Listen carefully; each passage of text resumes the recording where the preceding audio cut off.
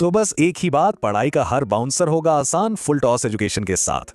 मैं हूं आपका होस्ट अभिमन्यु सिंह और इस पूरे लर्निंग सफर में हम साथ चलेंगे। तो फिर देर किस बात की, चलिए शुरू करते हैं जो शायद हर किसी के मन में है। पेट्रोल की कीमतें तो बढ़ती ही जा रही हैं, है ना? सोचिए, अगर पेट्रोल 120 रुपए लीटर हो गया तो 10 साल में जेब से कितना ज्यादा पैसा निकल जाएगा। क्या ऐसे में इलेक्ट्रिक गाड़ी ले लेना ही सही फैसला है? बस यही सवाल हमारे आज के पूरे विश्लेषण की नींव है।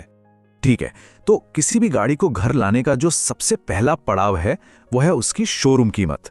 तो आइए सबसे पहले देखते हैं कि इन दोनों तरह की गाड़ियों को खरीदने में शुरू में कितना पैसा लगता है।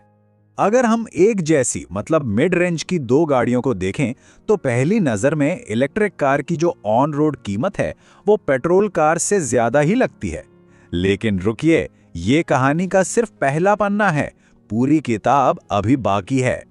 पेट्रोल गाड़ी का जो दिल होता है वो है उसका इंजन। और ये आप जानते ही हैं, एक बहुत ही कॉम्प्लेक्स मशीन है। सैकड़ों छोटे बड़े पुर्जे एक साथ काम करते हैं और इन्हें ठीक से चलाने के लिए रेगुलर सर्विसिंग जैसे कि ऑयल बदलना बहुत ज़रूरी है। इसमें पैसा भी लगता है और समय भी। अब दूसरी तरफ है इलेक्ट्रिक कार, जिसमें इंजन की जगह होती है एक मोटर।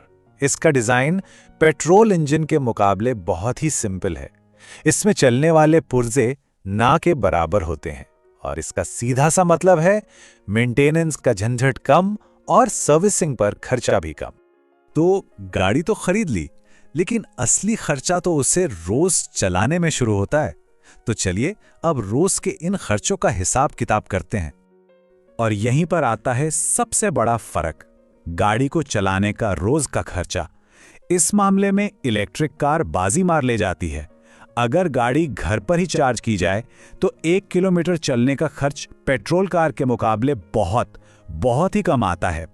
अच्छा, अगर इसे महीने के हिसाब से देखें, मान लीजिए कि गाड़ी महीने में करीब 1000 किलोमीटर चलती है, तो ये जो छोटा सा फर्क था ना, वो काफी बड़ा हो जाता है। महीने के पेट्रोल बिल के मुकाबले चार्जिंग में हजारों रुपए की सीधी बचत हो सकती है।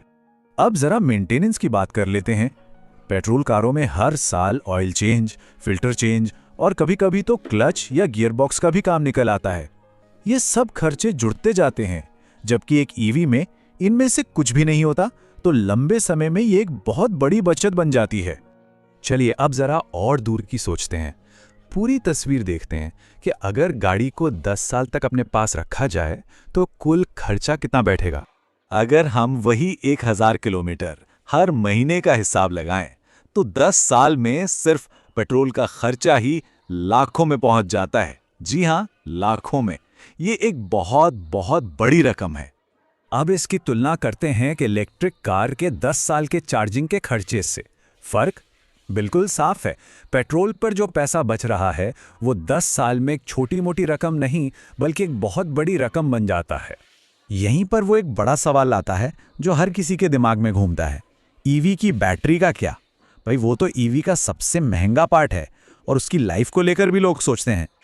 देखिए, आज के समय में जो ईवी बैटरियां आ रही हैं वो आराम से 8 से 10 साल चल जाती हैं। ज़्यादातर कंपनियां तो 8 साल या करीब 1.5 लाख किलोमीटर की वारंटी भी देती हैं।